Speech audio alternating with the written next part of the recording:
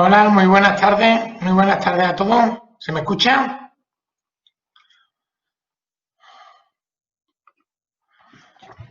Perfectamente. Estupendo.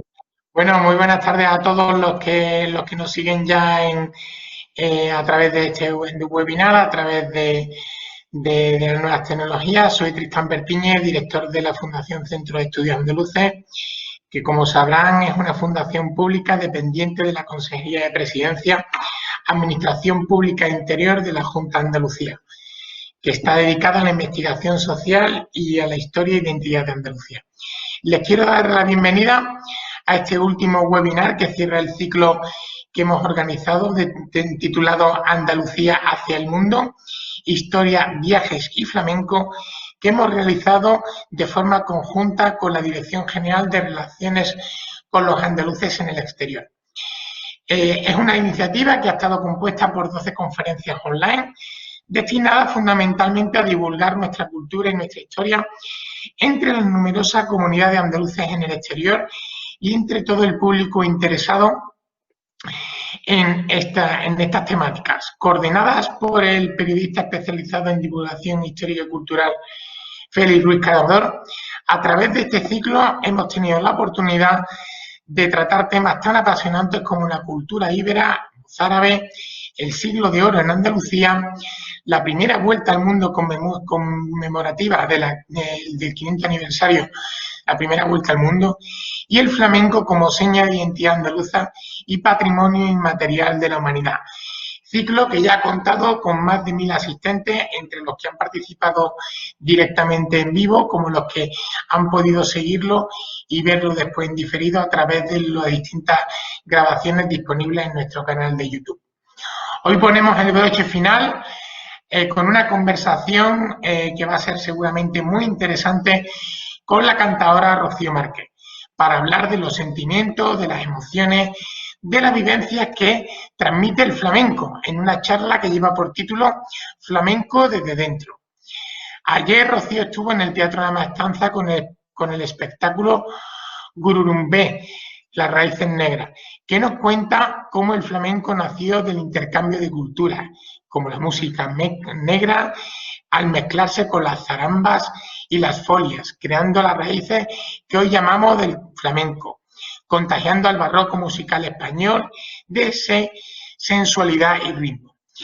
De este arte mestizo que se impregna de diferentes influencias a las dos orillas, hablará hoy con Félix Ruiz, con Rocío Márquez, una de nuestras cantadoras más reconocidas en el ámbito nacional e internacional, ganadora de los más prestigiosos premios del flamenco, con una estimulante discografía y además es doctora por la Universidad de Sevilla y docente en varias instituciones, tanto de máster reconocidos. Sin duda, hoy tenemos la inmensa suerte de contar con ella para despedirnos de este ciclo que tanto en Mero hemos organizado pensando especialmente en los andaluces que se encuentran lejos de nuestra frontera. Antes de despedirme, les quiero recordar que a partir de mañana esta misma conferencia ya estará disponible en nuestro canal de YouTube de nuestra fundación, donde también podrán encontrar numerosos recursos relacionados con el conocimiento, la historia, la sociología, la economía y la cultura de Andalucía. Muchas gracias y le paso la palabra a Félix Ruiz Carador. Félix, pues, cuando quiera, tienes la palabra. Gracias. Gracias, Tristán. Muchas gracias. Buenas tardes. Como bien dice el director gerente de la Fundación Centro de Estudios Andaluces, estamos en una sesión de clausura. En total han sido 12 conferencias divididas o webinars, divididas en 3 ciclos distintos en los que hemos abordado temáticas muy diferentes. La verdad que, bueno, cuando empezábamos, creo que era a finales de verano, a planificarla, estábamos en un año complicado, pero creo que una vez más tengo que agradecer el gran esfuerzo que se ha hecho desde la Fundación, tanto desde la dirección, con diferentes personas que hoy están con nosotros, que no se ven, pero están ahí detrás, Eva y Esther, y Rafa, Alicia, en fin, todos los que de alguna manera han colaborado para que esto sea posible. Como decía Tristán, son 1000 las personas que de una manera u otra han seguido estas conferencias y siempre también como pues nos sentimos muy orgullosos de que siempre haya entre el público pues mucha gente desde Argentina, desde Chile, ha habido desde Colombia, también desde Cataluña, desde el País Vasco, Valencia, las federaciones de Madrid, en fin. Es una alegría que el interés por nuestra historia y por nuestra cultura esté tan vivo y se mantenga vivo también en las personas que por circunstancias profesionales o personales pues deben o viven fuera o deciden vivir fuera o se ven obligadas a vivir fuera de Andalucía. Hoy es verdad que es un orgullo acabar este ciclo de flamenco con sin duda una de las grandes cantadoras del presente, ¿no? Con Rocío Márquez. La idea de acabar con ella, hemos tenido 3 conferencias sobre flamenco, digamos, teóricas. Alfredo Arrebola, que nos habló de la vinculación entre el flamenco y la literatura, en especial la poesía española. Antonio Zoido, que nos dio una magnífica conferencia también sobre la relación del flamenco con la historia de España y con la historia de Andalucía, de nuestra tierra. Y ya en el mes de enero tuvimos a Juan Camacho, que nos estuvo hablando de la relación de la historia del fandango y en especial del fandango de Huelva, ¿no? Hoy no nos vamos de Huelva porque Rocío es onubense, igual que Juan, y vamos a enfocar la conversación desde la idea de si hemos visto el flamenco desde fuera a través de 3 personas muy sabias de la historia del flamenco. Hoy lo vamos a vivir desde dentro, desde la experiencia de una artista, ¿no? Y sin duda desde una de las artistas más relevantes del panorama actual y con una formación más extensa, ¿no? Y un mayor conocimiento sobre su propio arte. Bueno, decir de Rocío yo creo que es muy conocida, pero que nació en Huelva, como decíamos, que se dio a conocer en la década, a principios en el año 2008, cuando ganó el Festival de Cante de las Minas, la célebre lámpara. Y ya es una trayectoria muy larga, como siempre digo, no me gustan esas presentaciones tan prolijas en decir un disco tras otro, pero bueno, algunos hay que decir, pues en fin,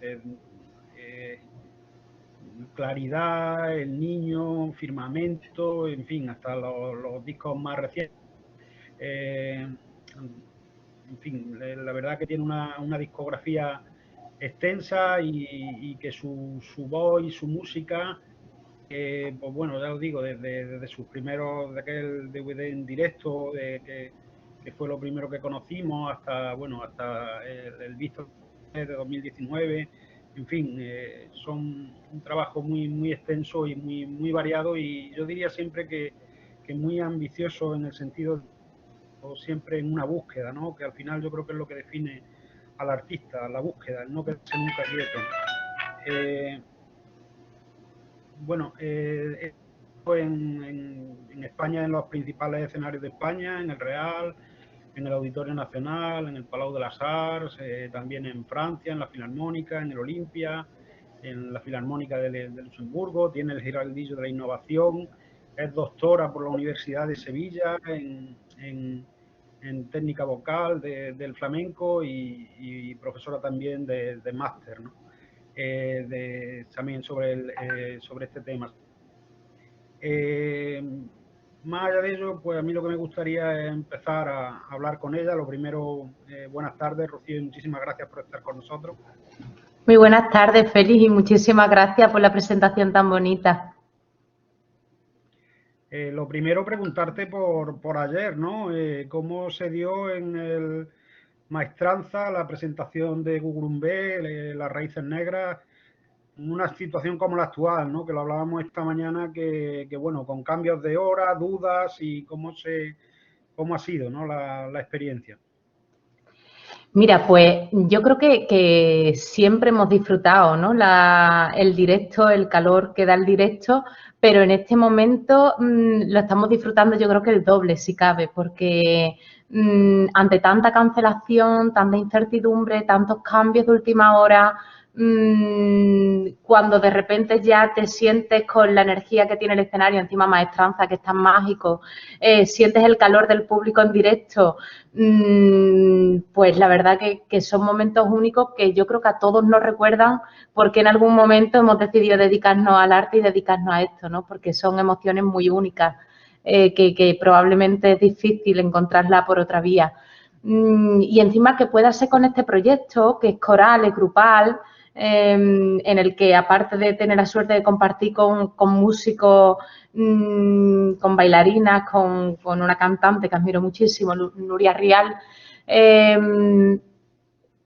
está el componente también de amistad, ¿no? Entonces es verdad que lo que se monta es pues una fiesta en un momento en el que la fiesta no nos la podemos permitir. Entonces, bueno, pues que eso se dé en el escenario, compartirlo con los demás y de algún modo también hacer un guiño a este tema que comentabais antes, que está vinculado con, no solo con el origen del flamenco, sino también pues de la música barroca, que es ese tercer vértice en África, ¿no? Normalmente en el flamenco está ya bastante asumida la idea de ida y vuelta, ¿no? De hecho, todos estos estilos, guajira, milonga, que lo conforman y que ya pues se reconocen como tal, pero es cierto que vemos muy clara la conexión entre España y América y nos cuesta un poquito más ese tercer vértice que te comentaba antes, que es África, ¿no?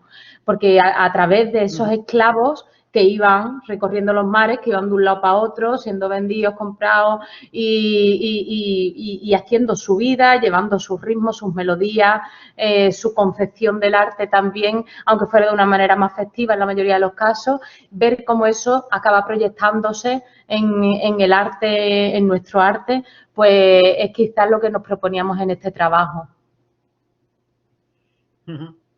Por ir hacia los orígenes y hablar, como decimos, del flamenco desde dentro, ¿cómo llegas tú al flamenco y qué ha sido el flamenco en tu vida, ¿no?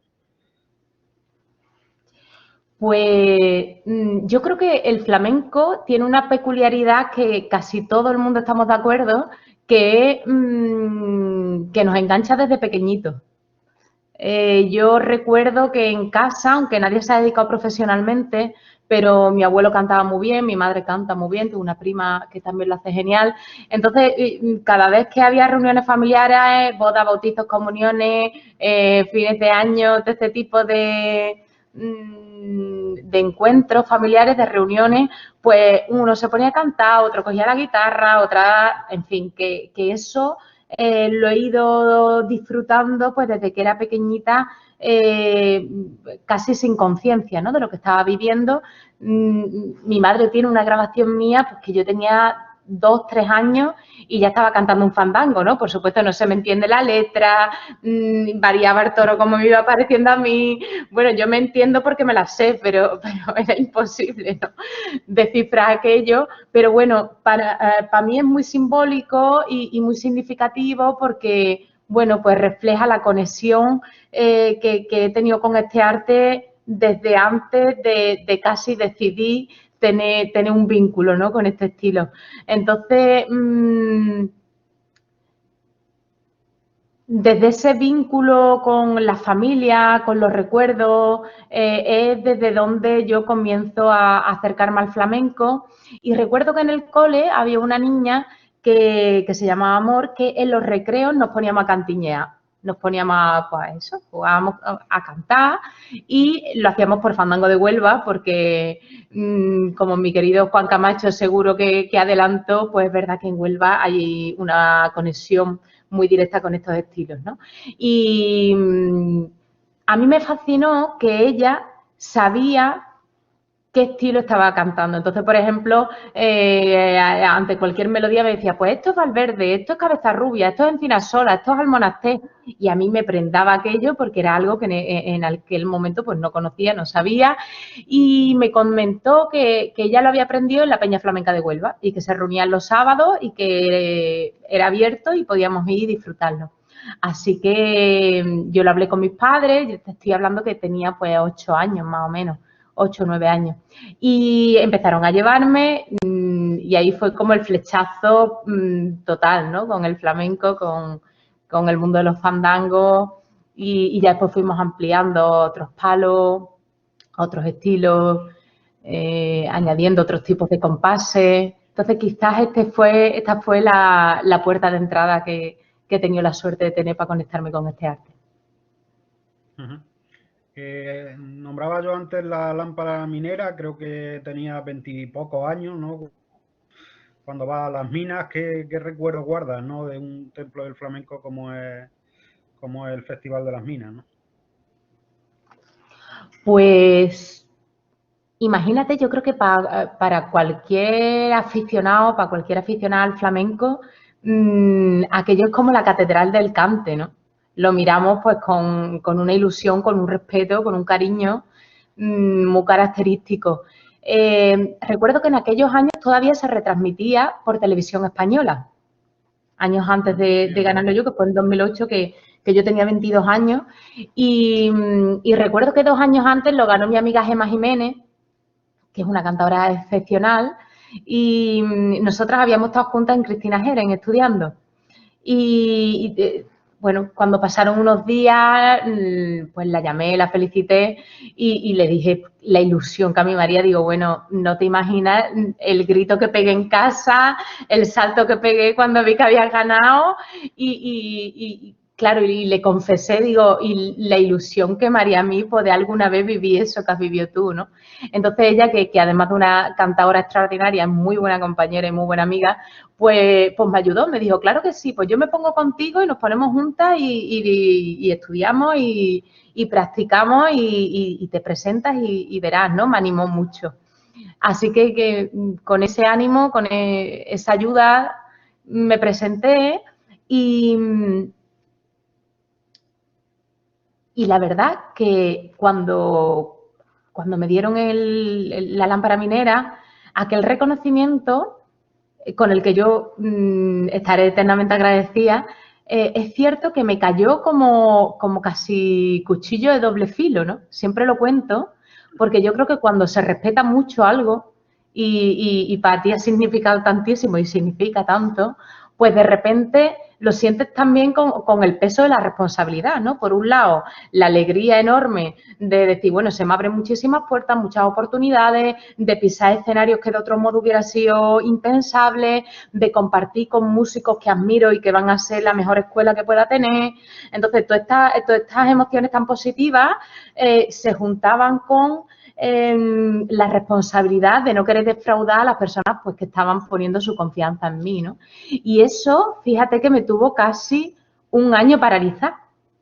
Paralizar me refiero a que si tenía por aquel momento, imagínate, 15, 16, 17 cantes, palos que tenía como ya muy mascados, muy interiorizados, muy asumidos, de repente me quedé en esos y casi en la repetición por el miedo, ¿no? A eso, a no defraudar. Cuando pasó el tiempo, cuando pasó el año, más o menos, eso tuvo una respuesta por parte de mi cuerpo que de repente es como que perdí la emoción. Parecía como que me diera un play, ¿no? De repente no conseguía sentir esos nervios bonitos que yo le digo que es lo que hace que tenga sentido, ¿no? Está compartiendo una experiencia artística con el público y con los compañeros que están en el escenario. Entonces, bueno, pues aquel momento de crisis artística brutal fue lo que me abrió paso a volver a permitirme nuevas búsquedas y a darme cuenta que en una reproducción tan exacta, por lo menos en mi caso, no era la vía, ¿no? No era el camino que yo quería recorrer y que sentía que más me podía nutrir. Entonces, a partir de ahí, pues sí me me fui metiendo en propuestas que me llevaban por otros caminos. Así que esa más o menos es la experiencia completa, por ponerte las dos caras, ¿no? Hablaba antes de tu etapa en la Fundación Cristina Eren y me gustaría hablar en el caso tuyo, que le has puesto un gran interés, ¿no? A una formación no solo en el cante, sino también en la parte reglada, ¿no? Que es algo también que con muchos artistas ya de tu generación e incluso más jóvenes, ¿no?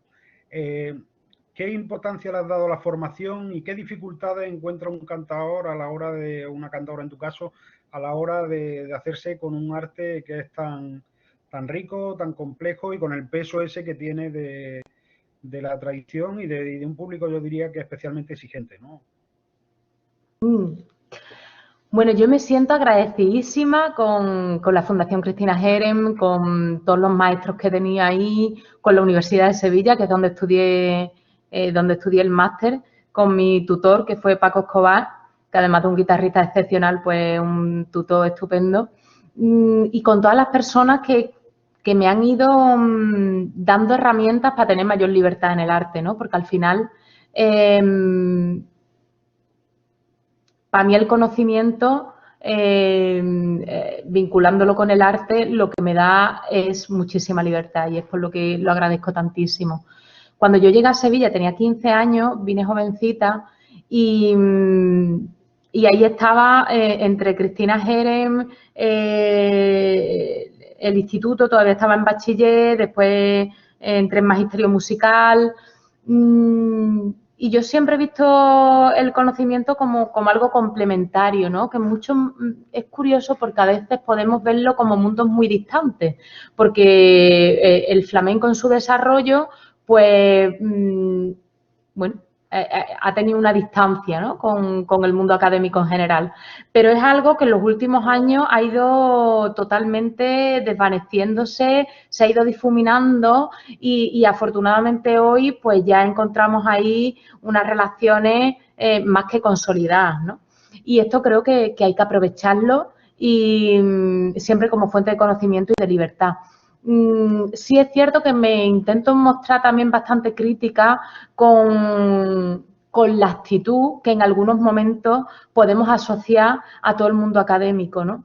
Que no creo para nada que esté en dónde se estudia, si se da el proceso de aprendizaje en la barra de un bar o en una universidad o en un máster, no creo que haya que poner ahí el foco, sino que me parece que el debate debería de estar qué actitud tenemos nosotros frente al aprendizaje, ¿no? Teniendo en cuenta que estamos hablando pues de un arte que se transmite principalmente por tradición oral, en el que la imitación es fundamental, no ha estado históricamente vinculado a las partituras, que eso también marca muchísimo, ve cómo se va dando, ¿no? Ese cambio, si es que es necesario darlo, o sea, sentirnos como arte completo y con ninguna, siempre abierto al aprendizaje y al desarrollo, pero nunca desde el complejo de lo que otras artes puedan tener y nosotras no, sino valorando la idiosincrasia que tiene este arte, ¿no? Hablando del tema que mencionaba al principio, del mestizaje y la fusión, no ya afrontándolo tanto desde la discusión tópica del flamenco como y tal, sino cómo lo vives tú, esa búsqueda de ese, lo que decía antes, de esos nervios, no sé cómo lo has definido, pero que era muy bonito, de sentir ese cosquilleo, ¿no? Que tiene que sentir el artista para sentirse vivo, ¿no? Porque si al final te repites como una gramola, no creo que sea crecer como artista, ¿no? El artista crece en la búsqueda y crece también en ese, digamos, en esa fricción entre lo que anhela y su pensamiento crítico le va diciendo si va por el buen o mal camino. Hay como un mundo interior. ¿Cómo vives tú esa búsqueda y esa doble vía, ¿no? Yo tengo amigos artistas que me dicen que como tienen el ángel bueno y el ángel malo, ¿no? El bueno que es el que le hace crear y el malo que es el crítico que empieza a plantear las dudas sobre lo que está haciendo, ¿no? ¿Cómo lo llevas tú esa búsqueda y esa necesidad también de abrirse a otras culturas, ¿no? A la hora de enriquecerse y de enriquecer la propia. Sí, totalmente de acuerdo con esto que me comentas, pues es la sensación que tengo. En mi caso también es mucho la necesidad de conectarlo conmigo, ¿no? Yo entiendo el arte de una manera global, o sea, yo soy de la opinión que las mismas virtudes y los mismos defectos que tengo como persona son los que tengo cantando, ¿no? O sea, no creo que sea tan fácil desvincular una cosa de la otra. Igual que las mismas inquietudes, las mismas curiosidades. Creo que eso, ¿no? Que nuestra obra nos acaba definiendo a todos en general y en el arte en particular, ¿no? Entonces, para mí, cada proyecto refleja casi un momento de mi vida, ¿no? Yo cuando intento acercarme ahora con un poquito de perspectiva a los discos que ya hacen más tiempo, por ejemplo, que están grabados, a las propuestas escénicas, me doy cuenta que me definen a mí en un momento dado y lo que desde luego sí me gusta tener presente es lo necesario que es estar en contacto con el hoy, ¿no? Y para mí, comenzaba el otro día en la cátedra de flamencología con mi querido David Pino diciendo que una frase que hemos dado como frase hecha y que la hemos valorado como muy positiva, que es el no cambies nunca, a mí me parece el peor de los deseos que alguien me puede decir, ¿no? Porque no cambies nunca sería como no seas permeable a la vida, no seas permeable a lo que estás viviendo, a lo que ves, a lo que te rodea. O sea, a mí me parece que una de las responsabilidades que tenemos los artistas es estar abiertos al momento que vivimos y dejar que seamos de algún modo un canal para que por nosotros pase ese conocimiento que está conectado con la raíz, con la historia y ser un filtro que se encargue de traducirlo en algo que en algunos momentos llegará más, otros menos, conectará más con un público que con otro. Intentar aceptar todo eso con la naturalidad que tiene, no darle tanta importancia a la crítica, ni siquiera a la de ese angelito malo que tú comentabas, ¿no? Sino, bueno, pues entender que igual que yo quiero tener libertad a la hora de crear, existe libertad en las percepciones, en las opiniones, en las críticas y que todo eso, pues, lo que hace es aportarnos, enriquecernos y disfrutar de la diversidad que conformamos como humanidad, ¿no? ¿En qué sentido? Supongo que más que nunca hay que aislarse un poco de las opiniones, porque ahora mismo hay más opiniones que nunca, ¿no? Las redes sociales, todo lo que rodea el hecho que es bueno, ¿no? De que la comunicación, todo el mundo pueda expresarse, opinar y tal, pero supongo que a veces es la sensación de avispero, ¿no? La sensación de que hay tanta opinión que al final solo se puede quedar uno con la suya, ¿no? Que quizás sea el mejor juez de sí mismo, ¿no? O de los más cercanos, o de la gente que más respeta, ¿no? En su opinión. Bueno, a mí me gusta, la verdad. Veo opiniones muy distintas. También creo que está muy bien para el ego, para recolocarlo en su sitio, que de repente nos den un poquillo, no pasa nada, hay que aceptarlo, naturalizar, ¿no? Eso. Y, y creo que también, por lo menos en mi caso, a mí lo que me causa el sentir tantas opiniones en el exterior es de repente necesitar tener un criterio propio, no rígido, siempre flexible, pero sí claro en cada momento, ¿no? Y ver qué es lo que a mí me llega, ver qué es lo que yo necesito, ver qué es lo que quiero transmitir y en base a eso, pues irme poniendo mis pequeñas metas que vaya poco a poco alcanzando y todo lo demás, pues contemplarlo con esa otra distancia que de repente hace que no te coja una depresión cada vez que te veas una opinión negativa, ¿no? Hablaba antes de la emoción del flamenco y de ese momento que tuviste, digamos, de crisis, ¿no? Después de la lámpara minera.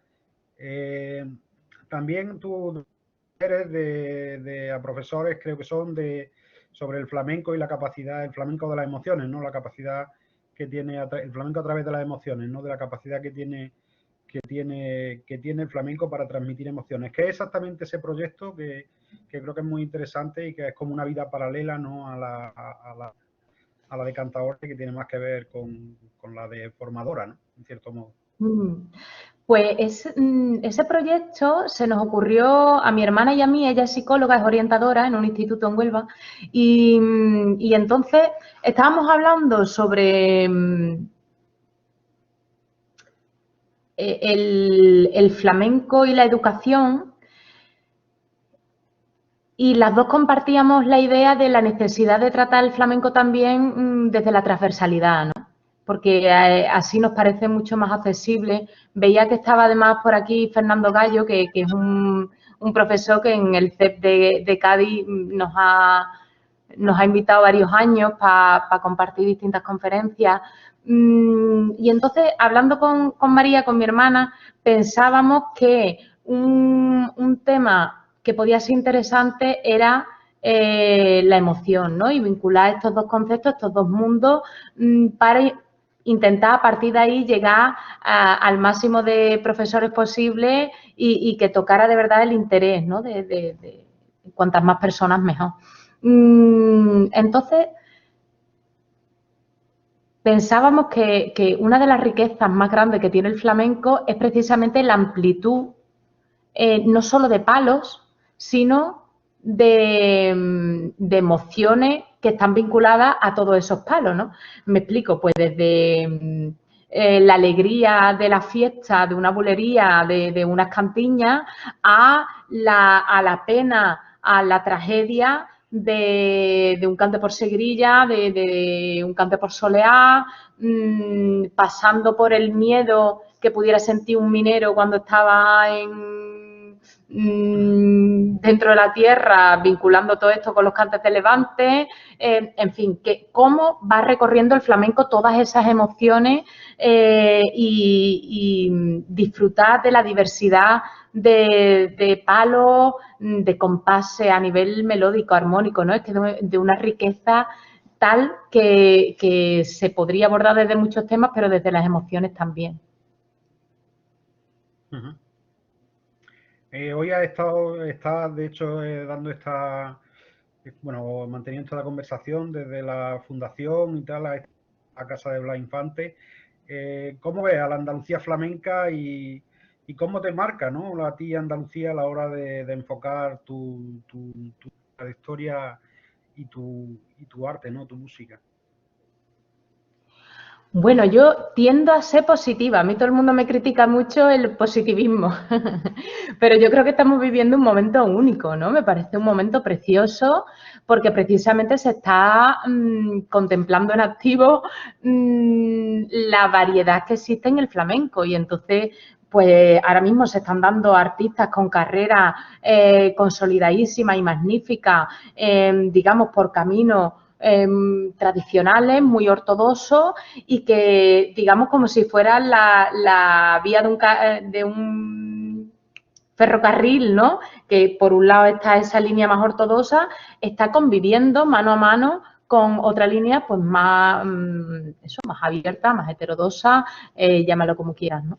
Entonces, para mí es algo... bueno, son dos vías que yo personalmente creo que a nivel histórico han existido siempre, pero que ahora mismo, quizás por la amplificación que tiene a través de los medios de comunicación, es más llamativo, y es interesante, ¿no?, que contemplemos, igual que hablábamos antes de la diversidad de palos, de emociones, pues también la diversidad en la manera de expresar este arte y por supuesto, que las raíces que tiene aquí en Andalucía, se me viene a la cabeza la frase esta que tenía Juan Ramón Jiménez, ¿no?, que hablaba de, ¿cómo era? Pies pero que huelen, algo así, ¿no? Raíces pero que huelen y alas pero que tengan raíces, ¿no? Algo así, ahora mismo no recuerdo la frase exacta, pero ese es el mensaje y yo creo fielmente en que ese es el camino, ¿no? Porque, por definición, algo que no está en movimiento, que no está vivo, acaba muriéndose, ¿no? Acaba siendo algo más folclórico, pues eso, más más consistente en una reproducción simple que en la conexión con el hoy y con el mensaje contemporáneo. Mirando ya un poquito hacia adelante, mirado hacia atrás, hacia tu formación, tu inicio, mirando hacia adelante, lo primero que con este Gurumbé, estas raíces negras, hacia dónde vais, que es lo que dentro del contexto actual, que la verdad que permite hacer bien pocas previsiones, por desgracia, pero ¿qué idea tenéis con este proyecto?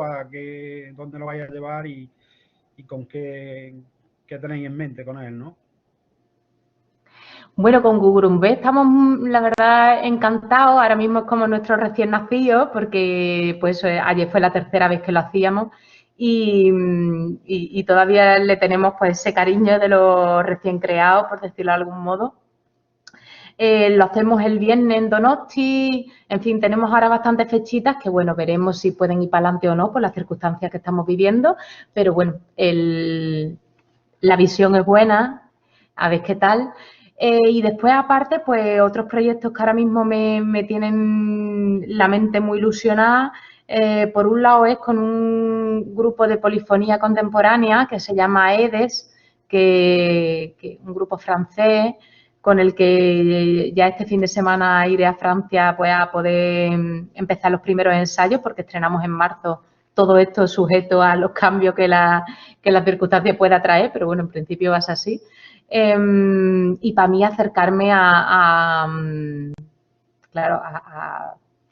partituras clásicas, contemporáneas, de polifonía, que ya Enrique Morente se había acercado un poco a este mundo a través de las voces búlgaras. Arcángel también grabó un proyecto precioso con un grupo de allí, pero bueno, quizás esto pues continuando en esa línea, incorporarle el fenómeno de música contemporánea que en principio tantas disonancias y esos intervalos que son tan distintos a los que tenemos interiorizados en el flamenco, pues para mí supone un reto y es con lo que ahora mismo estoy más involucrada.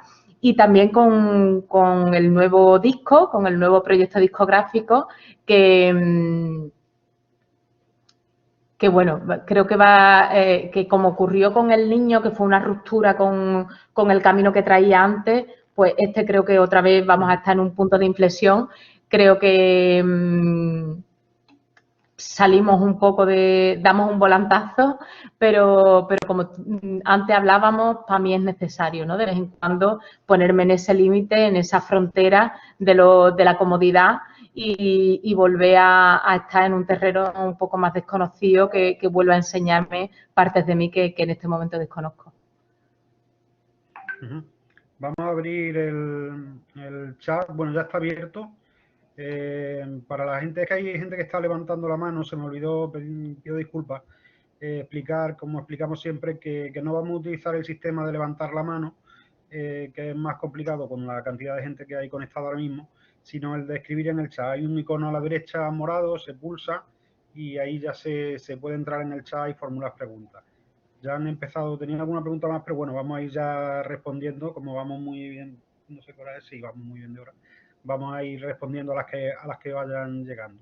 Genial. Lo primero nos dice en eco el poema de Juan Ramón, que las alas arraiguen y las raíces vuelen, ¿no? Eso. Esa doble Gracias, Eneco. vertiente.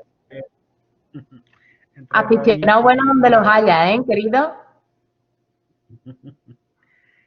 Nos dice Jorge Páez, dice, me gustaría que Rocío nos comentara su proceso creativo y cómo expresa lo que desea quienes trabajan con ella. A ver, para mí cada proyecto es un mundo. Entonces no tengo una metodología a la que siempre me agarre, sino que cada disco, cada proyecto escénico tiene su propia vida y en mi caso pues se va desarrollando de maneras distintas, ¿no?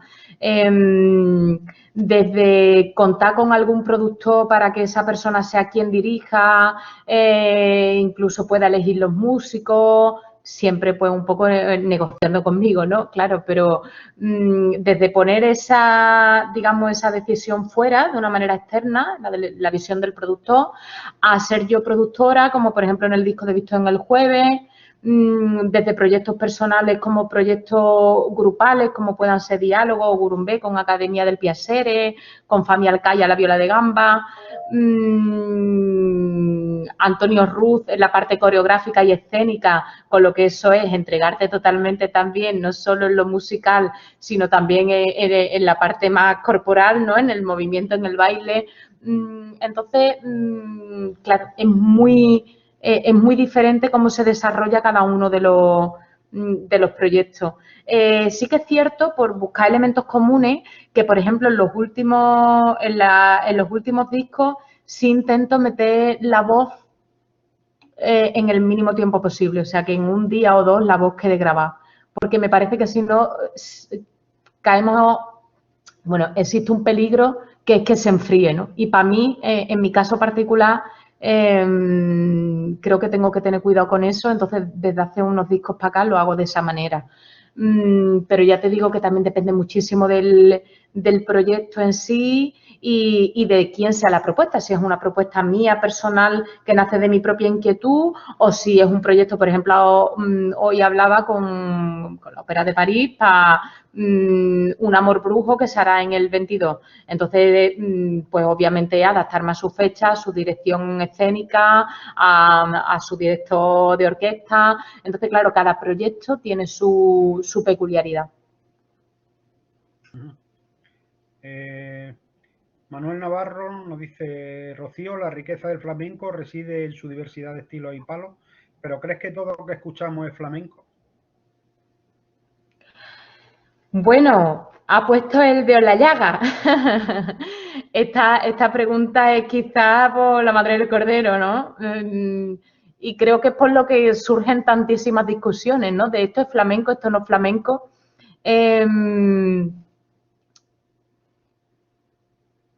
A mí me resulta muy complicado poner límites, ¿no? Y decir justamente, marcar cuál es el contorno de lo flamenco y de lo no flamenco. Entonces, desde ahí también creo que tampoco tiene sentido discutir con las personas que están convencidas de dónde pondrían ese límite, ¿no?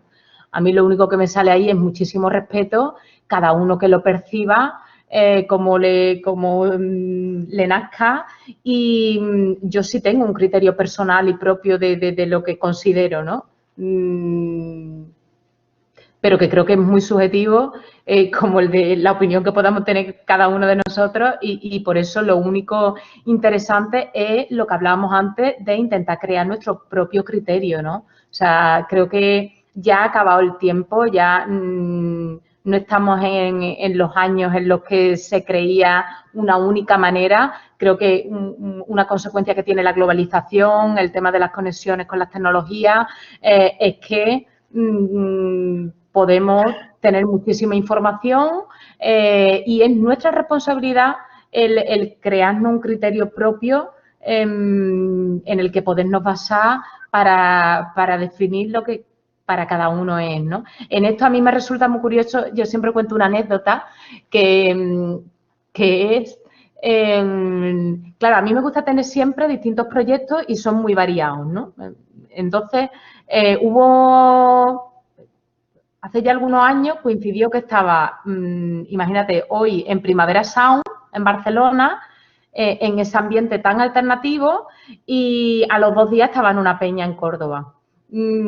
Claro, el contraste era muy interesante porque yo era la misma, es verdad que la propuesta era distinta, pero mi metal y en muchos casos incluso los palos que estaba haciendo eran comunes, aunque los arreglos y el acompañamiento era distinto, pero fue muy curioso cómo en el Primavera era la más tradicional, que parecía que había venido de principio del siglo pasado, y a lo mejor en la peña pues soy como la más alternativa o en esos ambientes más tradicionales, ¿no? Te quiero decir que para mí eso pone en evidencia lo subjetivo, lo relativo del criterio que a veces podemos tener, ¿no? Entonces, por eso no soy partidaria de poner límites. A mí me parece que todas las propuestas hechas con respeto, cariño y con estudio merecen una escucha profunda, y esa es la actitud que intento practicar frente a los proyectos de mis compañeros y de mis compañeras.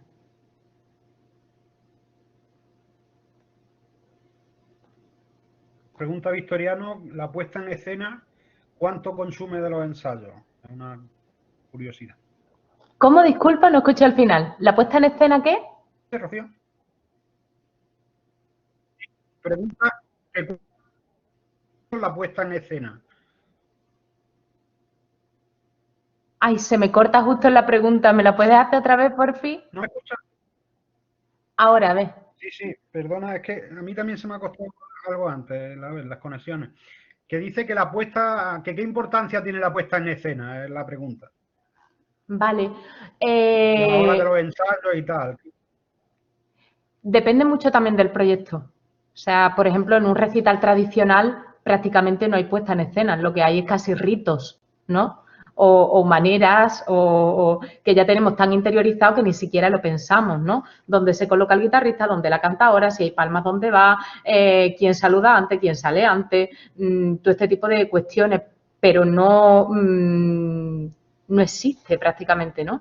Porque además el flamenco a nivel de puesta en escena, o sea, el formato tradicional de cante, hablo, en la actualidad es bastante hierático, ¿no? Porque sí hemos pasado por otras etapas en las que los cantadores estaban, por ejemplo, de pie, pienso en Caracol, en Farina, pero ahora mismo normalmente es sentado, tanto guitarra como voz, como mucho palatona es cuando nos levantamos, o sea, que ahí realmente la puesta en escena es mínima, a menos que sean proyectos ya más específicos, propuestas concretas, pues que se crean para distintos festivales, por el motivo que sea, por encargo, en la mayoría de los casos, o por iniciativa personal, que también es maravilloso. Yo soy más partidaria de que nazca de eso.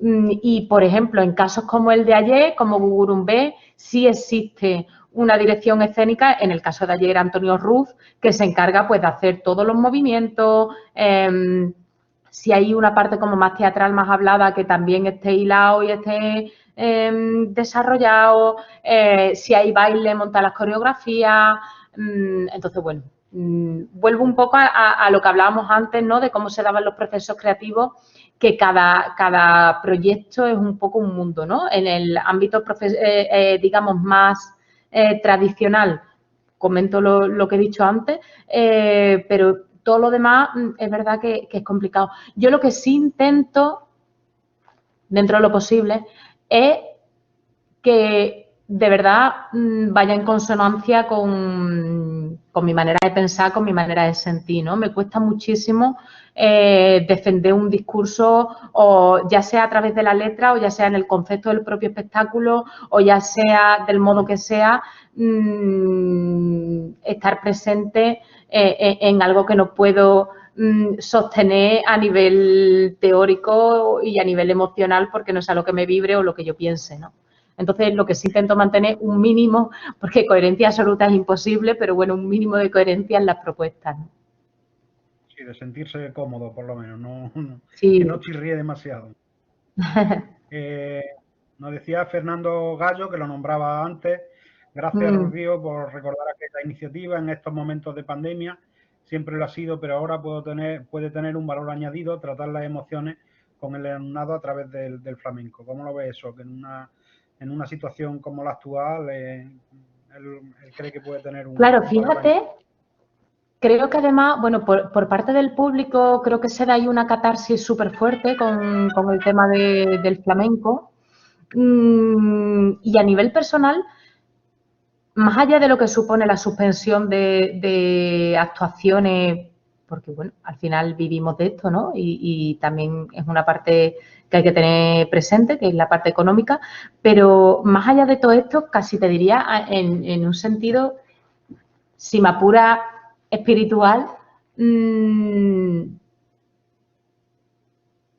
lo que nos hace vivir el flamenco, ¿no? Lo que nos hace sentir, bueno, el arte en general, pero nosotros aquí nos reúne hoy el flamenco y para mí es mi vehículo, entonces pues hablo del flamenco en concreto. Esa capacidad que tiene, pues, de erizarte el vello, ¿no? De ponerte la piel de gallina, de que se te echarte una lagrimilla. Creo que en momentos como este, en el que hay tanto enfriamiento, hay tanto distanciamiento, pues de repente todavía tiene más sentido, ¿no? Por lo menos esa es mi sensación cada vez que ahora estoy pisando un escenario y cada vez que tengo la suerte de disfrutar, sea como público o sea como artista, como intérprete. Otra pregunta, Miguel nos pregunta que de todos los escenarios internacionales y nacionales que has recorrido, aunque él se refiere más a los internacionales, ¿cuál crees que es de los que has visto en el que el público conecta o se emociona más con el flamenco? Bueno, la conexión que tiene el público con el flamenco en el extranjero es algo que emociona muchísimo y me llama mucho la atención, ¿no?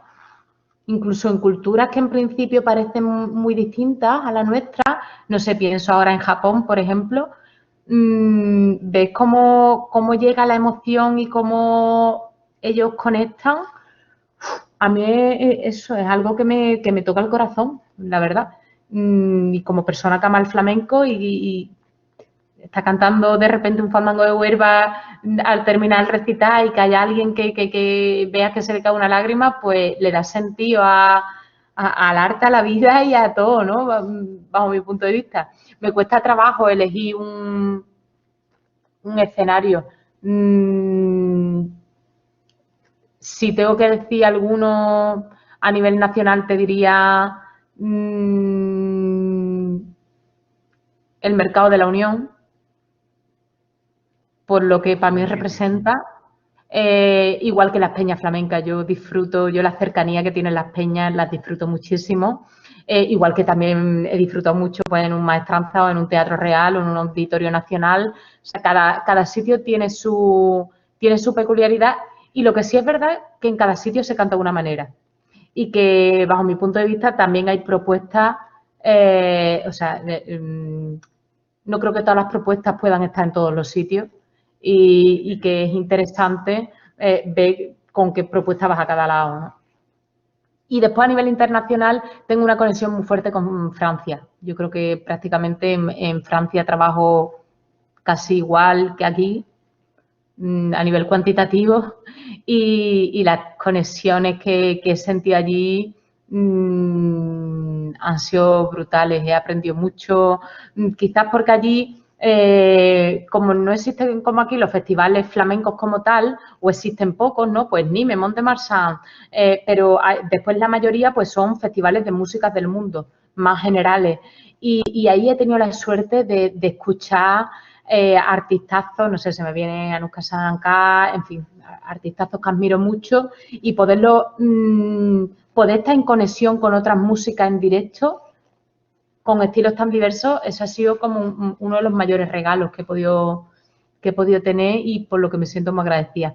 Quizás de Francia, si tengo que elegir un sitio, el Festival de Arles, del sur de Arles, que en el anfiteatro aquel maravilloso he tenido la suerte de vivir conciertos, porque he estado varios años yendo también a la cursos, entonces he podido disfrutar de toda la programación de todos los artistas que iban pasando por ahí y eso, pues música del mundo, pero de cada una de sus esquinas, ¿no?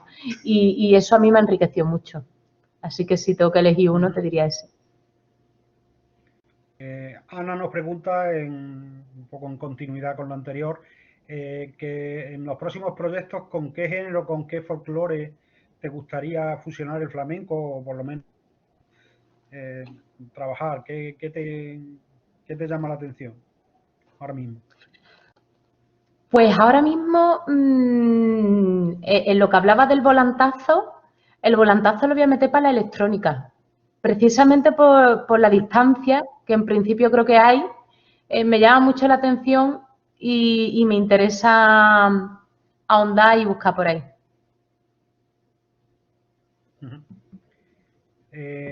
Más preguntas, nos preguntaban también uno de los espectadores, Juan Gracia, que dónde actúa en Donostia día y hora, en San Sebastián. No sé.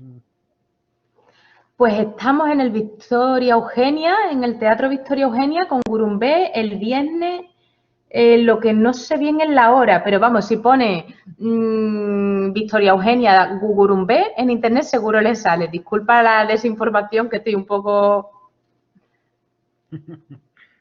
Con los cambios de hora pandémicos. Sí, sí. Nos dice Rebeca que qué opinas de la palabra flamenquito, esa palabra que tanto se usa y no sabemos si despectiva o para definir cuestiones muy variadas, ¿no?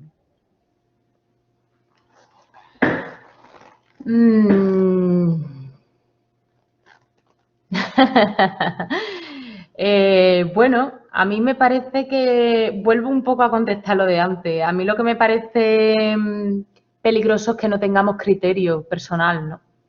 Para poder nombrar las cosas y que nos dejemos arrollar por las opiniones, por las corrientes de opiniones que existen, ¿no? Y que normalmente suelen ser, como te decía antes, bajo mi punto de vista, muy rígidas. Tiene una canción muy bonita, Juan de Bel, Juan y Geray, que dice algo así como que cada uno cante como el alma le suene, ¿no? Y a mí me parece que es un buen resumen, ¿no? Yo creo que cuando una persona da lo que tiene, lo mínimo, yo por lo menos como artista, mostrar todo mi respeto hacia esa persona. Ya después, si el problema es una etiqueta, me parece que no es tan gordo, ¿no? Como para olvidar el alma que esa persona pueda poner en lo que está haciendo. Por supuesto que también es importante, pero que eso ya es responsabilidad de cada uno de nosotros, que sepamos a qué llamamos flamenco, a qué llamamos flamenquito, quién nos puede parecer que está un poco en el límite de esas terminologías y tener un criterio propio para eso, ¿no? Yo creo que la importancia que tiene el conocimiento en esto que hablábamos antes, ¿no? Y es que es brutal. O sea, porque en el momento que uno conoce mínimamente los palos, conoce mínimamente el mundo del flamenco,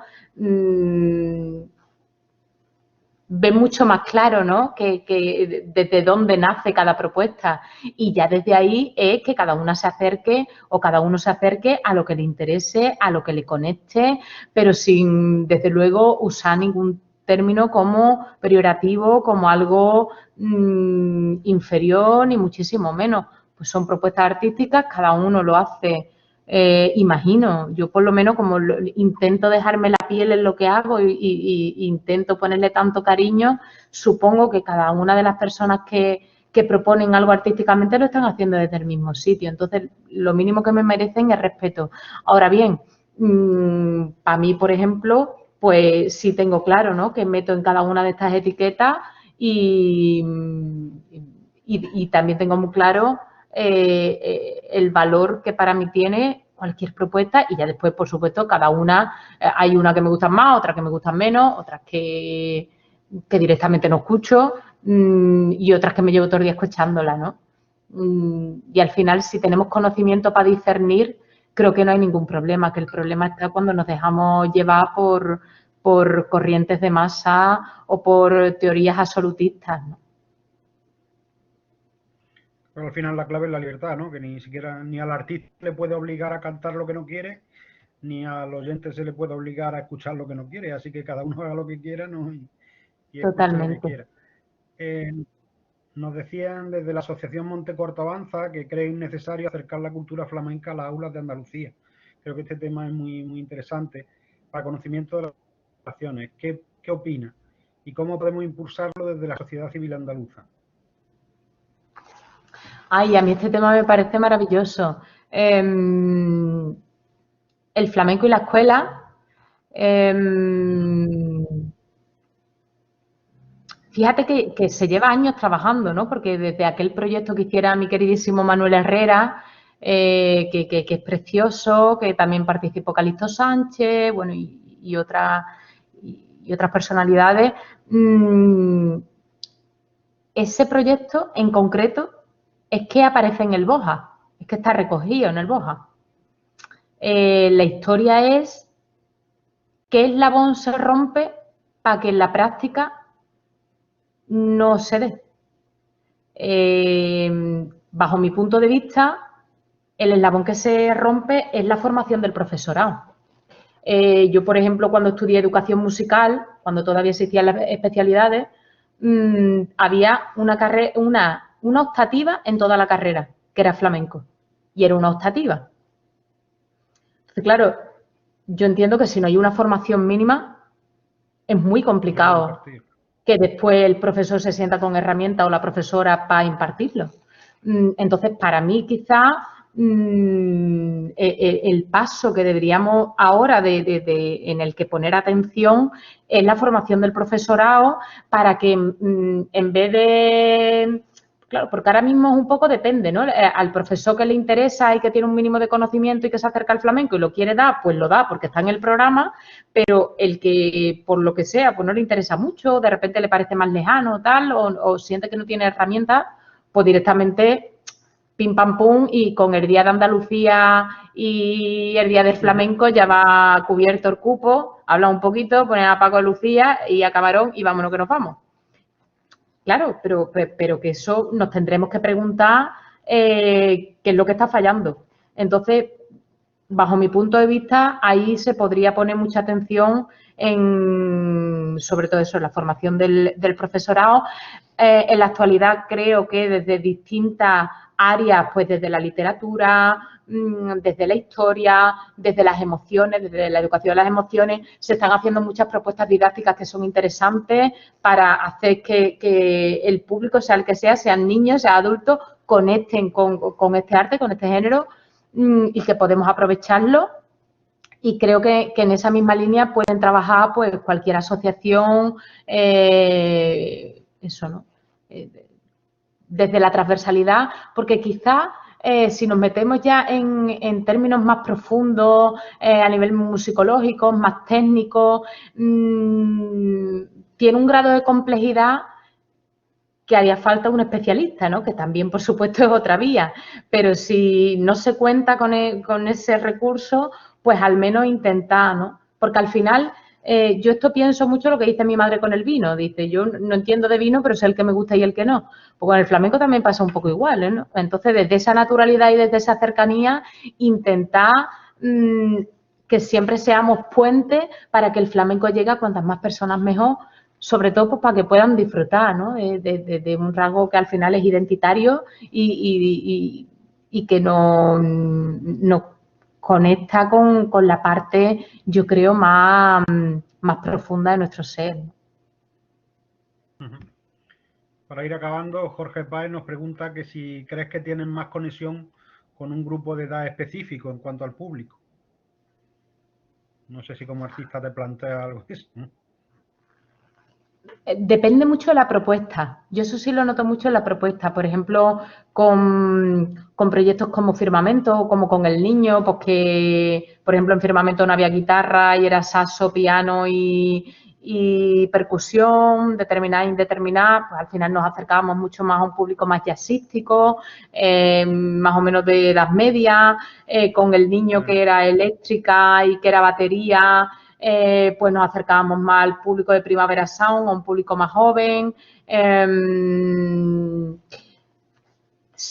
fin, sí que creo que cada propuesta, por los prejuicios que pueda tener cada grupo de edad, es más fácil o menos fácil llegar, depende de la propuesta que uses, ¿no? Eso sí lo he notado. Y es muy curioso porque se nota en las salas, ¿no? En los teatros, que depende con la propuesta que va, notas que el rango de edad es uno o es otro. Entonces, por eso también me parece que es interesante que tengamos propuestas alternativas, que probemos, ¿no? También a sentirnos, a darnos desde distintos estilos, desde distintas formaciones instrumentales, no solo por nosotros mismos, también por sentirnos vivos y ver nuestros propios límites, sino también porque es una manera más de llegar a un público diferente. Pues ya hemos cerrado el chat, ya para acabar, ¿cómo te imaginas a ti misma en los próximos años? Y cuando salgamos ya de esta pandemia, de esta situación tan complicada e inesperada, ¿cómo te imaginas o cómo te sueñas a ti misma?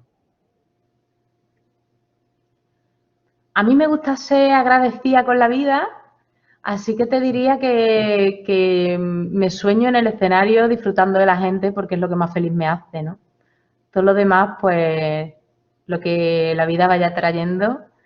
Y eso, ¿no? Normalmente ponemos mucho como esperanza, ¿no? En el futuro, como querer retos, querer cada vez, creo que también vivimos en una sociedad pues con mucha ambición, que tiene unas partes muy buenas, pero que a veces no nos permiten disfrutar del momento, ¿no? Y ahora que con esta situación, como tú comentabas, tan incierta, tan inesperada que estamos viviendo todos, cada uno desde nuestro mundo, lo que me doy cuenta es que el disfrute, que el sueño, que la mejor de la fantasía y el mejor de los escenarios posibles es el disfrutar el momento que nos pueda regalar el tener cerca a personas que con sus aplausos pues nos devuelvan toda la energía y todo el amor que le ponemos al arte y al flamenco. Pues muy bien, Rocío, darte de nuevo las gracias, que sepas que para nosotros en la Fundación ha sido un honor tenerte como madrina en esta clausura de estas conferencias, que si nos hubiesen dicho hace un año que iban a ser en este formato nadie lo hubiésemos creído, ¿no? Pero bueno, al final hay que adaptarse, la vida hay que adaptarse. Y muchísimas gracias, te deseamos de verdad lo mejor con Gurumbé, lo mejor con ese amor brujo que nos ha puesto ya los dientes largos de la Ópera de París y con todo lo que venga. Nuestros mejores deseos y muchísimas gracias. Muchísimas gracias a ustedes, Feli. Muchas gracias a las compis que desde que he llegado aquí me tienen entre algodones y estoy en la gloria. A Tristán, en fin, a Eva, a Esther, a Ana. Muchísimas gracias a ti por esta charla tan agradable y a todas las personas que os habéis conectado desde puntos tan distintos. Agradeceros vuestra compañía y vuestra presencia, que aunque sea así vía telemática, pero da mucho calorcito sentiros ahí. Muchas gracias. Pues muchas gracias, Rocío, y nada más, dar las gracias a la Fundación por impulsar este ciclo en las actuales circunstancias, a la Dirección General de Andaluces en el exterior y, por supuesto, a todas las personas que día tras día se han ido conectando. Hoy por aquí a una casa de Granada del Vallès Occidental, en Cataluña. Está también por aquí el Consejo de los Hijos de Andalucía, Hijos de Jaén en Baracaldo, que también han sido muy habituales en el ciclo. De nuevo también Casas de Andalucía de Cataluña, de Argentina. En fin, muchísima gente que ha hecho un esfuerzo para seguir estas conferencias y que han hecho posible que hayan sido un éxito y que todos los que estamos aquí impulsándola nos sintamos satisfechos del esfuerzo. Igual que Rocío, muchas gracias en la ocasión de hoy a Eva y a Esther, que han sido las personas que nos permiten que técnicamente esto pueda desarrollarse, y a todas las que a lo largo de estos días han estado, a todos los ponentes, que sería muy prolijo enumerar ahora, y nada más, muchas gracias. Y como la idea es retomarla en el futuro, pues que ojalá se retomen y ojalá podamos ir por todas las provincias de Andalucía de forma presencial y con ese calor que por desgracia pues ahora mismo no podemos tener, que ya mismo pues volverá el tiempo de eso, de la cercanía, de los abrazos también. Pues nada, buenas tardes y muchísimas gracias a todos. Gracias.